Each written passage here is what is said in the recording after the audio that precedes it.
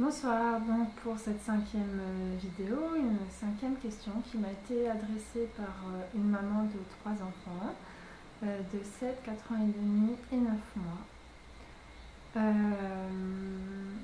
Le problème, encore une fois, c'est la difficulté pour les enfants de s'entendre. Donc notamment les enfants de 7 et 4 ans et demi, parce que le troisième est un bébé.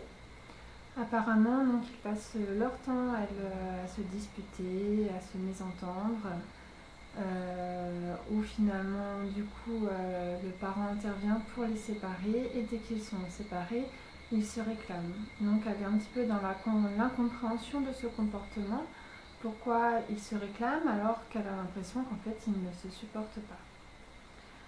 Donc, pour répondre, vu qu'il y a déjà eu une vidéo un petit peu sur les conflits au sein d'une fratrie, ça va être un petit peu plus court, un petit peu plus simple. Déjà, la question à se poser, c'est est-ce que je donne le bon exemple? Comment je communique? Si je veux que mes enfants communiquent avec bienveillance, dans le calme et empathie, est-ce que moi-même, j'ai ce type de comportement? Est-ce que moi-même, j'ai une verbalisation, une présence bienveillante, calme envers eux? Les enfants ont souvent tendance aussi à imiter, bien sûr. Donc s'ils sont baignés dans une ambiance un petit peu de cri, de force, d'essayer de maîtriser, de contrôler l'autre, d'un excès d'autorité, en tout cas un manque de bienveillance dans le sens de la communication, du coup ils peuvent aussi le reproduire au sein de la fratrie. Un petit peu pour déjà, rendre cela plus juste, donner de la validité à ce qu'ils subissent. Vous voyez très bien par exemple les jeux d'école, quand les enfants rejouent au maître et à la maîtresse, généralement ils revivent, ils resimulent les situations d'autorité qu'ils ont eues et les remettent sur les autres enfants. Ça vient donner une validité à ce qu'ils ont vécu et donc un exercice cathartique de par leurs expériences. Il faut se faire revivre les choses, les rejouer, ça permet de les appréhender. Et donc, dans un sens, d'en prendre un certain contrôle. Ensuite, vous êtes surprise parce qu'ils se réclament après. Mais vos enfants s'aiment, ce sont des enfants, donc forcément qu'ils s'aiment. Le problème n'est pas dans l'amour ou le désamour qui pourrait potentiellement se porter, mais en fait dans la difficulté de se comprendre. 7 ans, 4 ans, ce sont des besoins qui sont très différents. Ils ont un rapport à la mère très essentiel à cet âge-là. Donc ça peut être très conflictuel pour eux.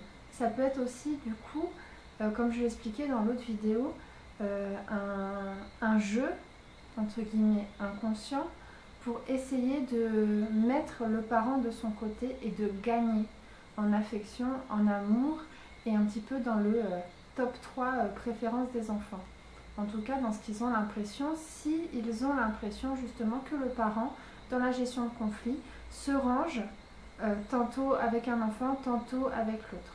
Donc je le rappelle, lorsqu'il y a un conflit, les principes de la gestion de conflit, ce n'est pas de prendre part, mais c'est de laisser parole, même temps de parole en tout cas, ou au moins que l'enfant exprime tout ce qu'il a à dire sans interruption, avec une écoute pleine, entière, de recevoir, de reformuler pour voir si c'est bien ce qu'il voulait dire.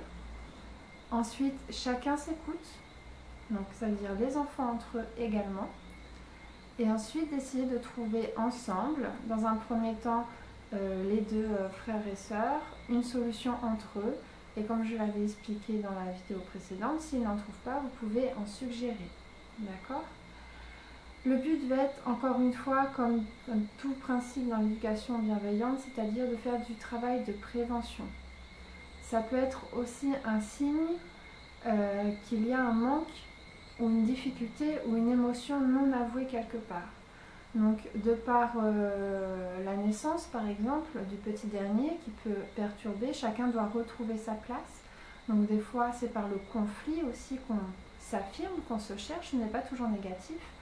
Ça leur permet de s'affirmer justement et de trouver leur place, leur nouvelle place dans cette fratrie avec l'arrivée du petit dernier.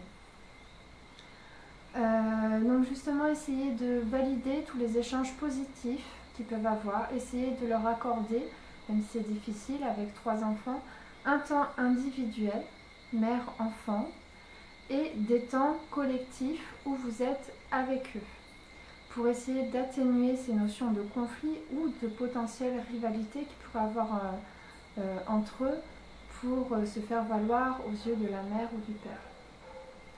Voilà, je vous remercie et à bientôt.